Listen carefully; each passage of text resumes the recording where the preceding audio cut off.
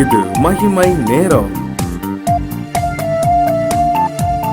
கிறிஸ்துவுக்குள் மிகவும் பிரியமான மகிமை தொலைக்காட்சி நேயர்களை இந்த மகிமை நேரம் நிகழ்ச்சியின் மூலமாய் சந்திப்பதில் மிக்க மகிழ்ச்சி அடைகிறேன். பிரியமானவர்களே, இந்த நிகழ்ச்சி நிச்சயமாக நம்முடைய ஆவிக்குரிய வாழ்விற்கு பிரயோஜனமாக இருக்கும் என்று சொல்லி கர்த்தருக்குள் நான் விசுவாசிக்கிறேன். கர்த்தர் பாராட்டுகிற அந்த மேலான கிருபைகளுக்காக தேவாதி தேவனை நான் ஸ்தோத்திரிக்கிறேன். இந்த வாரத்திலும் கூட பற்றி கொண்டிருங்கள் என்கிறதான தலைப்பின் அடிப்படையிலே ஆண்டவருடைய வார்த்தையை நாம் பார்த்து கொண்டிருக்கிறோம். வெளிப்படுத்தின விசேஷம் 3வது அதிகாரம் 11வது வசனம் சொல்லுகிறது, இதோ சீக்கிரமாய் வருகிறேன், ஒருவனும் உன் கிரீடத்தை எடுத்துக்கொள்ளாதபடிக்கு உனக்குள்ளதை பற்றி கொண்டிரு என்று சொல்லி கர்த்தர் சொல்வதை நாம் பார்க்கிறோம். உனக்குள்ளதை பற்றி கொண்டிரு. இப்ப இன்னைக்கு நாம் எதை பற்றி கொள்ள வேண்டும் என்று சொன்னால், வேத வசனத்துல நாம் பார்க்கிறோம். 1 தீமோத்தேயு 6வது அதிகாரம் 12வது வசனம் இப்படியாக சொல்லுகிறது, விசுவாசத்தின் நல்ல போராட்டத்தை போராடு, நித்திய ஜீவனை பற்றிக்கொள், அதற்காகவே நீ அழைக்கப்பட்டாய். நித்திய ஜீவனை பற்றிக்கொள். இன்னைக்கு நித்திய ஜீவன் மேல நமக்கு ஒரு வாஞ்சை இருக்க வேண்டும். நாம் வாழ்ந்து கொண்டிருக்கிறதான இந்த உலகமானது இது ஒரு தேர்வின் காலம்.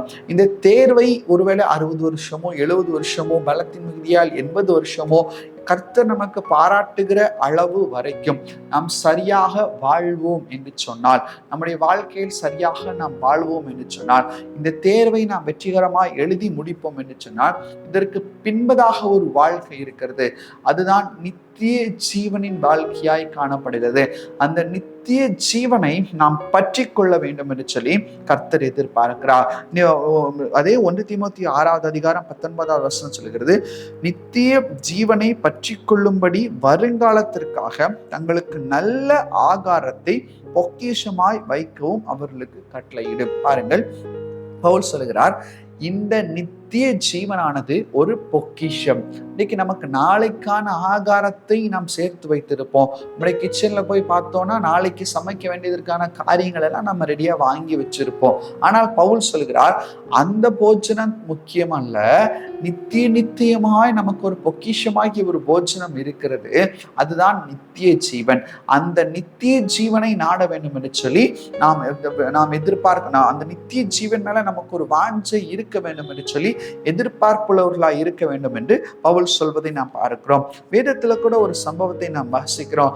லூக்கா எழுதின சுவிசேஷம் 18வது அதிகாரத்துல ஒரு தலைவன் வந்து அவரை நோக்கி ஆண்டவரை பார்த்து, ஆண்டவரே, நித்திய ஜீவனை பற்றி கொள்ள நான் என்ன செய்ய வேண்டும் என்று சொல்லி அவன் கேட்கிறார். அப்போது ஆண்டவர் என்ன சொல்கிறார், ஒரு சில கட்டளைகள் எல்லாத்தையும் சொல்லி இது எல்லாவற்றையும் நீ செய் என்று சொல்லி சொல்கிறான். அவன் சொல்கிறான், கர்த்தாவே, இது எல்லாவற்றையும் என்னுடைய சிறு வயது முதலே நான் இது எல்லாவற்றையும் செய்து கொண்டிருக்கிறேன். அப்பொழுது நான் நித்திய ஜீவனுக்கு பெற்று விடுவேனோ?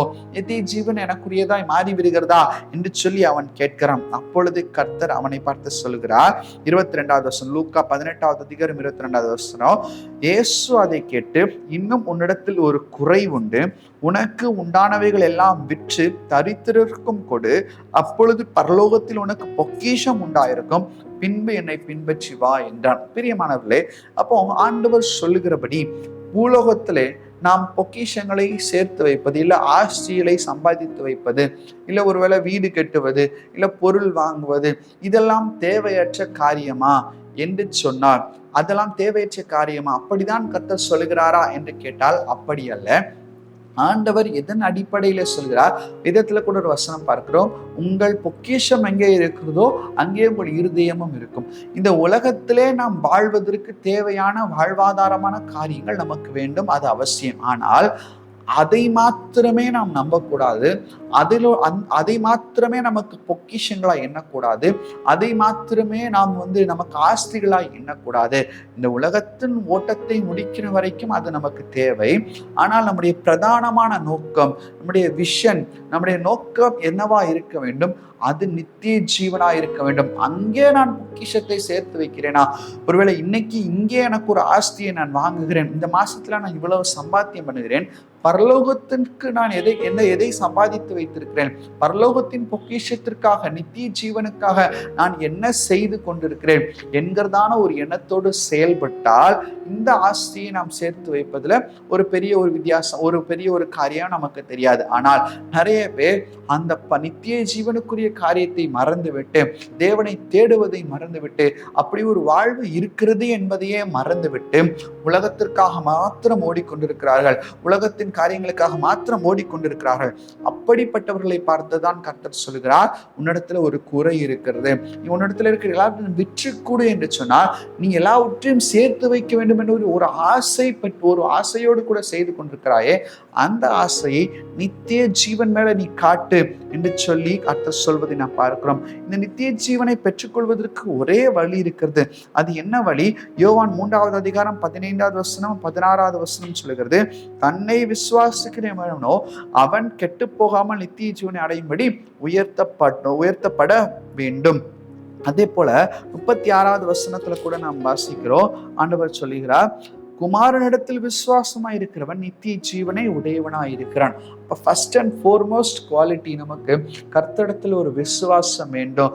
விசுவாசம் உள்ளவன், எனக்கு ஒரு வாழ்வு இருக்கிறது, இதற்கு பின்பாக ஒரு வாழ்வு இருக்கிறது, இயேசு கிறிஸ்து என்று சொல்லி ஒருவர் இருக்கிறார், அவர் எனக்கு நித்திய ஜீவனுக்கான வாழ்வை தருவார் என்கிறதான எண்ணம், என்கிறதான விசுவாசம், நம்பிக்கை என்னெல்லாம் உண்டோ எல்லாம் யாரிடத்திலே காணப்படுகிறதோ அவனுக்கு மாத்திரம் அந்த நித்திய ஜீவன் கொடுக்கப்படும். இரண்டாவது, இந்த நித்திய ஜீவனை சுதந்திரிப்பதற்கு நாம் என்ன செய்ய வேண்டுமா?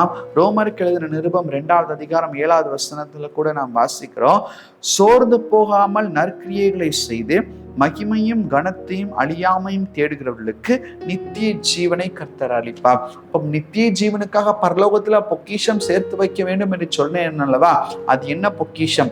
அதுதான் நற்கிரியைகளை செய்கிறதாகிய பொக்கிஷம்.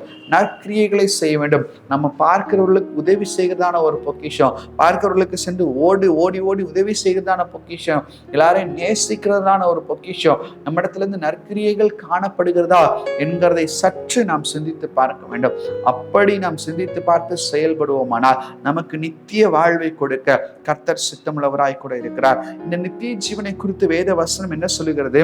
1 யோவான் 2வது அதிகாரம் 25வது வசனத்துல கூட பார்க்கிறோம், அருமையாய் சொல்லப்பட்டிருக்கிறது. இந்த நித்திய ஜீவனானது என்னவா இருக்கிறதா?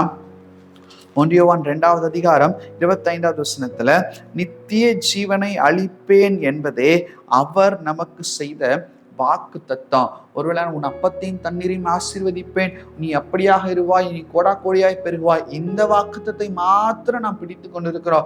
இந்த மாதிரி வாக்குத்தத்தை கொடுத்தா நம்ம ரொம்ப சந்தோஷமா ஏற்றுக்கொள்கிறோம்.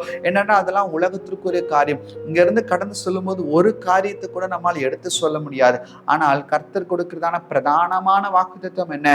நித்திய ஜீவனை உலக்கு அளிப்பேன் என்பதே அவர் நமக்கு செய்த வாக்குத்தத்தமா இருக்கிறது. அப்போ இந்த வாக்குத்தத்தத்தை நாம் விசுவாசிக்க வேண்டும், இந்த வாக்குத்தத்தை பற்றி கொள்ள வேண்டும், இந்த வாக்குத்தத்தத்தை பிடித்து கொள்ள வேண்டும். அதற்கு நேராக நம்முடைய வாழ்க்கையை ஓட நாம் அர்ப்பணிக்க வேண்டும். அப்படிப்பட்டதான வாழ்க்கை வாழ கர்த்தர் நம்மை அழைக்கிறார். கர்த்தரிடத்தில் நாம் திரும்புவோமாக, நித்திய ஜீவனை பற்றி கொள்வோமாக. கண்களை மூடி நாம் செபிப்போம். பரலோகத்தை நல்ல தகப்பன், இந்த நாளை நீ தந்த கிருபைகளுக்காக நன்றி சுவாமி. நித்திய ஜீவனை பற்றி கொள்வதற்கேற்ற வாழ்க்கை வாழ நீர் எங்களை அழைக்கிறீர் என்பதை இந்த நாளில் நாங்கள் உணர்ந்து கொள்கிறோம் சுவாமி. ஆண்டவரே, அநேக நேரத்தில் இதற்கு நேராக நாங்கள் திருப்பாதபடிக்கு அநேக நேரத்தில் எங்களை நாங்கள் வழி விலகி போக செய்கிறோம். பூலோகத்தின் பொக்கிஷங்களுக்கு நேராக எங்கள் இருதயத்தை பார்த்து, பூலோகத்தின் பொக்கிஷங்களுக்கு நேராக ஆண்டவரே அப்பா நாங்கள் காணப்படுகிறது நீர் பார்க்கிறீர். அதெல்லாவற்றையும் மன்னித்து பரலோகத்திற்கு நேராக எங்கள் இருதயங்களை திருப்ப ஆவியானவர் நீர் உதவி செய்ய முடியாது செபிக்கிறோம். உமக்கே துதிகன மகிமை எடுக்கணும். மீட்பராம் இயேசுவின் இடையிலே இல்லாத நாமத்தில் வேண்டி செபிக்கிறோம். ஜெபிக்கிற நல்ல பிதாவே, ஆமேன், ஆமேன், ஆமேன்.